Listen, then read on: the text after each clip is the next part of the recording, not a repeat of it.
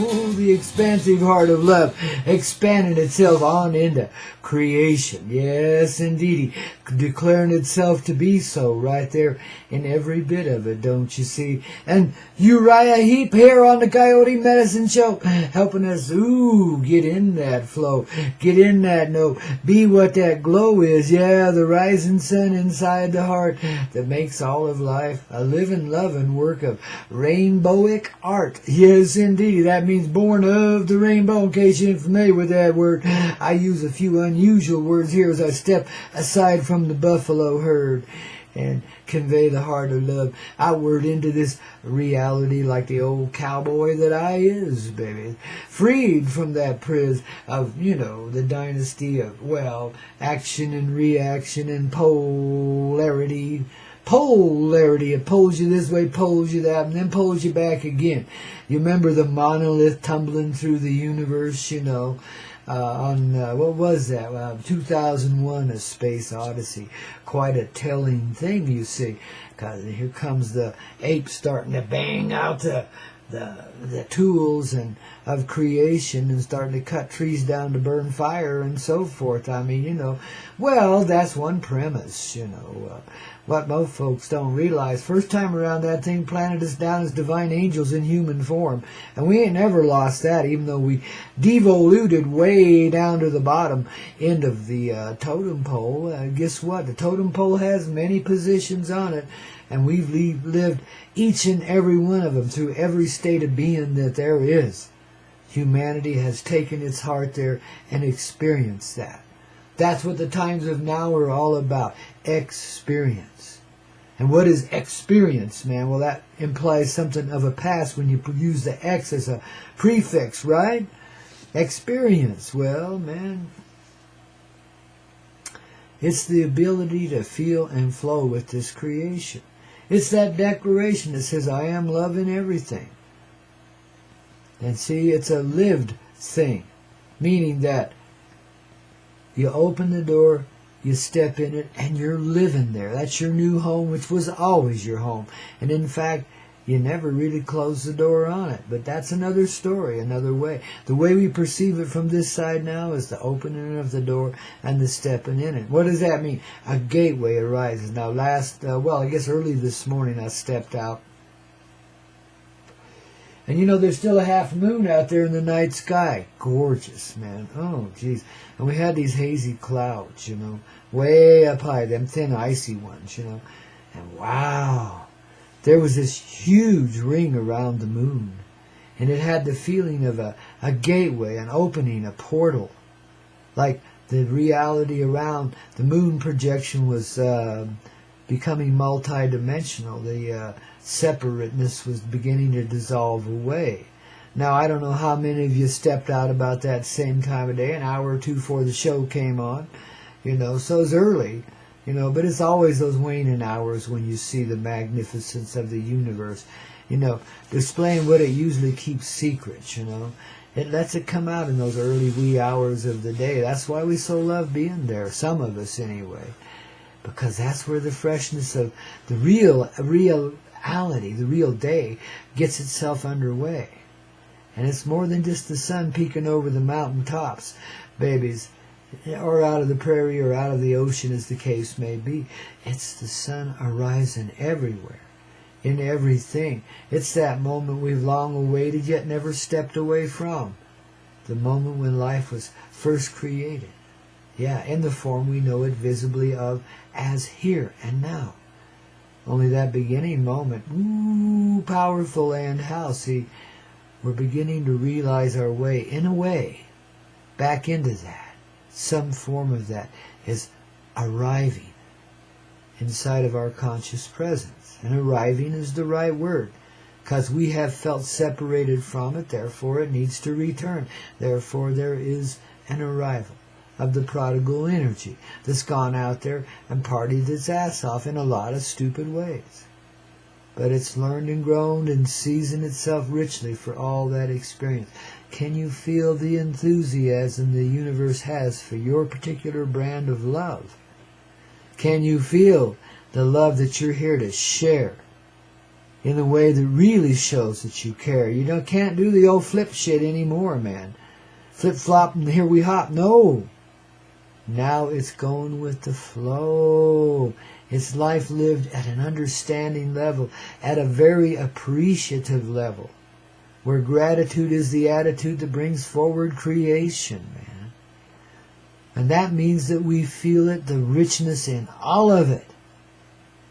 From Adolf Hitler on down through the nastiest parts of it, on through the most gracious and beautiful parts of it. It's all a divine schematic, a script, a play that we undertook. Knowing in advance, we even rehearsed a bit here and there, not a lot, but we did, But at the same time, we stepped into it knowing that our roles could change at any moment, that the whole flow of the play might take off in a different direction, and often did.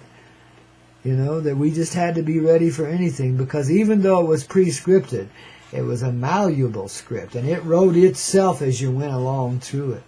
So you could kind of precondition yourself before you came and lived here, and kind of see the life you were going to live, and kind of plot it out along with a lot of other hearts who were going to intertwine with yours and make this thing happen right, bring out the best outcome for everyone.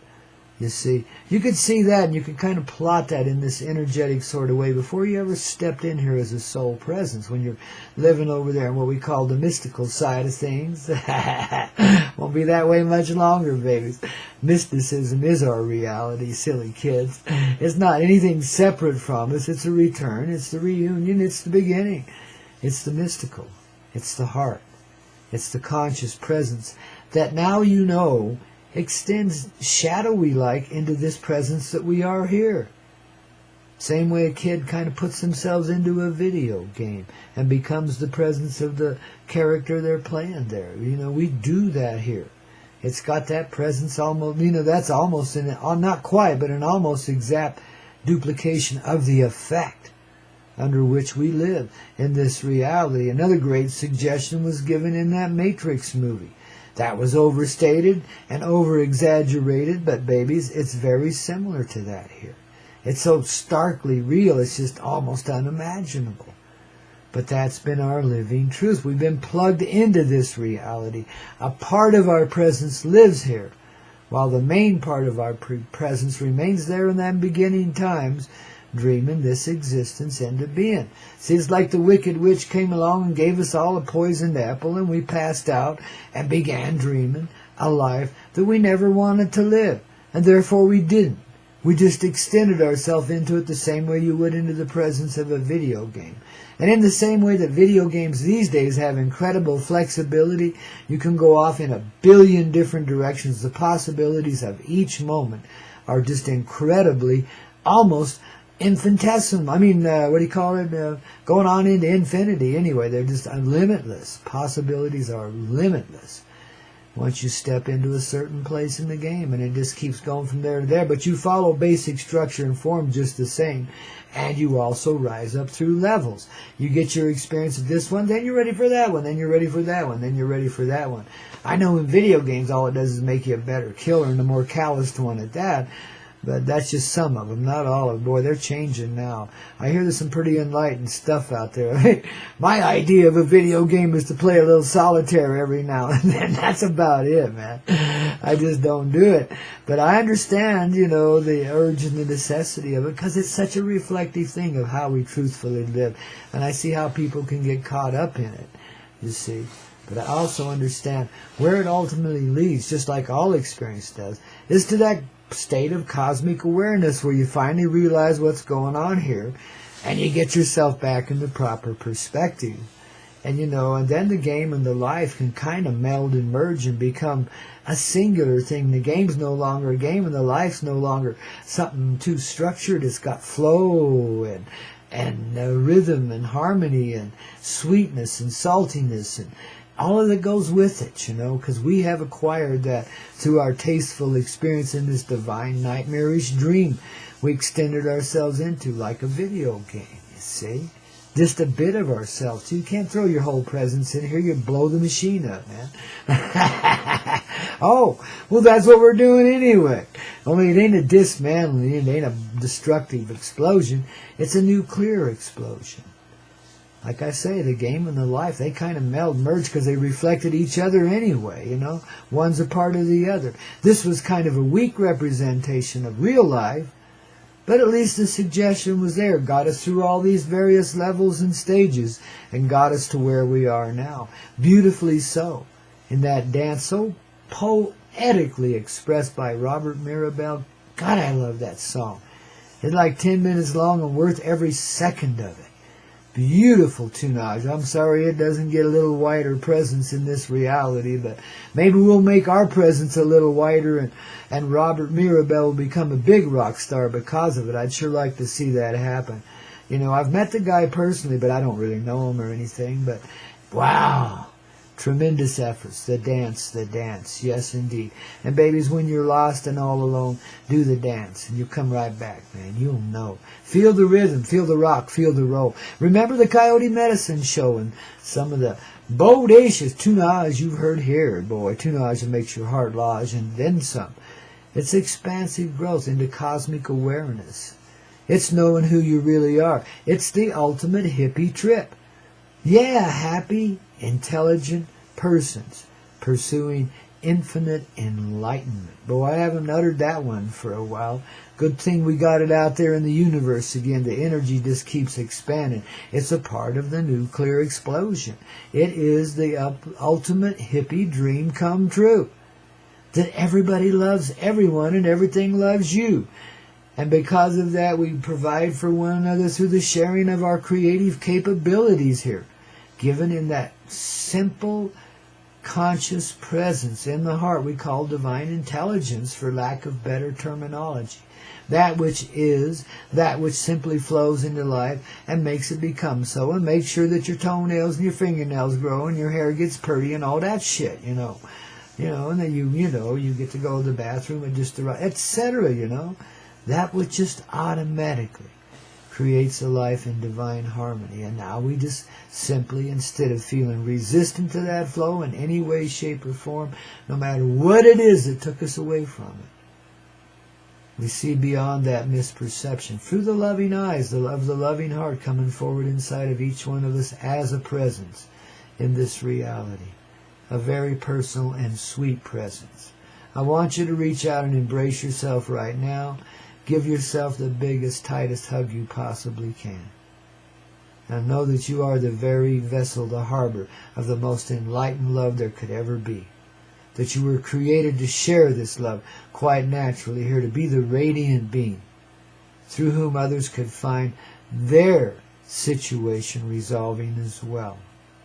And understand the power of the creative nature in each and every one of us, given in such a simple and automatic way as the divine intelligence. And all we do is learn in our innocent way to remember that baby-like love and go with that flow. Because it knows exactly what to do in any moment, because it's got the seasoning of all time on its side now, besides the awareness of its beginning. You see, the flow is not something you need to trust. It's something you need to know and live. And there we are doing it, see? It's magic. But it's not magic. It's beyond magic. It's reality. And reality is our magic. The mystical world lives in us in a shadowy way. And now we're just perfecting that shadow into the full presence of it, so we know it. And we live it in every moment that is. You talk about an expansive creation. You talk about a regeneration. This is what planetary ascendancy is all about. And it's not planetary, and it's not galactic. It's not even universal. It's influence and infecting all aspects of this creation, every bit of it. Because we're right there at the heart of it. I know it seems, and the old brainwashing scientists will tell you that we are an isolated, separated, obscure little planet on the edge of who knows what. But the reality is Center Heart lives here, and that's us, and that's the Mother Earth. No matter how it's portrayed and depicted in this, what we call a universal reality of time and space, that's the illusion. We're not separate from our mother any more than the mother is separate from her universe. And the universe is beyond that. Everything is gathered in the singular moment of beginning and expands from there. It lasts forever. Beginning is, and there is no end. It's really quite simple to live it when you just allow it to be. See what I mean about falling in love, falling backwards into it? In other words, laying back on your bed, laying back on the earth especially, and just letting yourself meld into this creation, letting yourself feel a reality that you feared tremendously. That all of your program says earnestly, don't do this. You will not live to tell about it. You will become nothing. Yet you're something. Just for the ability to experience it and know it as a person. You see, people think that's egocentric? Not hardly. That's the ultimate life. That's the heart knowing its presence in all of this creation. And what could be more beautiful than that? And what could be more refining too, because when you live in the presence of the flow of the divine intelligence, in much in the same way your body takes care of its necessary functions, you do too in this reality, and creation becomes far grander and richer than we thought it could ever possibly be. And the way into that, the key to that reception, perception, creation experience is to see past the bullshit drama you've been living in. And to not be influenced and affected by it in that way any longer. You're not reactive anymore. You're responsive in that you remain loving in your heart no matter the situational circumstances of you and any other person or any other groups of persons in this reality. You're not isolated and separated anymore.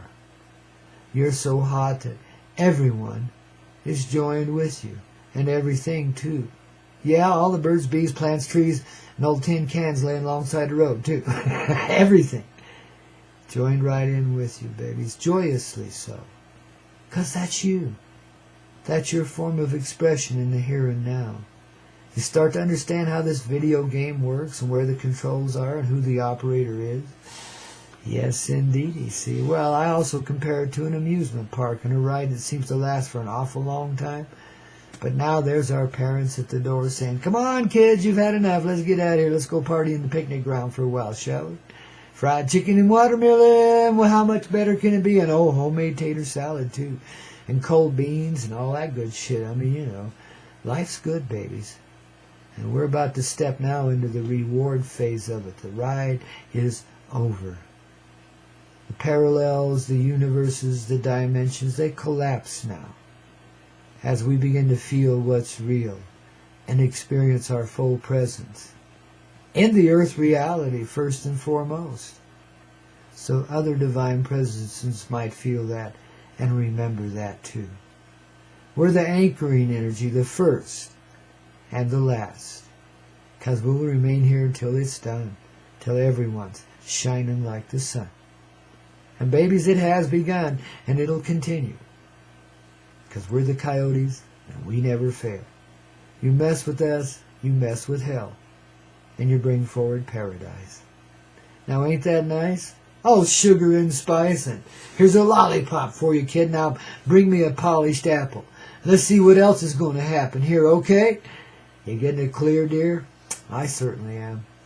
Certainly love you all for it, too, man. What a great little tribe this essential family of soul-heart presences is. It's such a grand experience to be related, associated with you guys in any way, and in all these ways in which we are familiar with one another. It's such a beautiful blessing to be alive and to be able to experience you as well as me too, to know your personal aspects, the richness there, and to be able to share that view that you understand it too, and we all live it together. Oh, ecstatically so. Now words fail me and they go beyond description, but the feeling continues to expand, and you begin to see a whole new vision of humanity, of how it's assembled and formed, and of how it chooses to experience itself in the highest forms of grand expressive love. Yes, indeed. We're starting to get an inkling of where we're headed, because that's where we already are. You see, we never stepped away from it, babies. Oh, my goodness. It goes round and round till you're turned upside down, and then you're going backwards while you're going forwards. But you always get there, just like old Magoo. Oh, Magoo, you've done it again. Oh, yeah, so says Grandpa here once again. Ooh, in that coyote way. As the coyotes come out to play, angels rising everywhere across this planetary reality, and it's about damn time, too, baby. Bless you for it. Right here on the Hazy Radio Network, your heart in motion, babies. Don't forget, it's the ocean of love, expressed in very familiar ways that you'll soon remember as you continue to journey this experience called the Coyote Medicine Show. Your morning wake-up call, don't you know? Grandpa never lets you down. Always, always bring you around.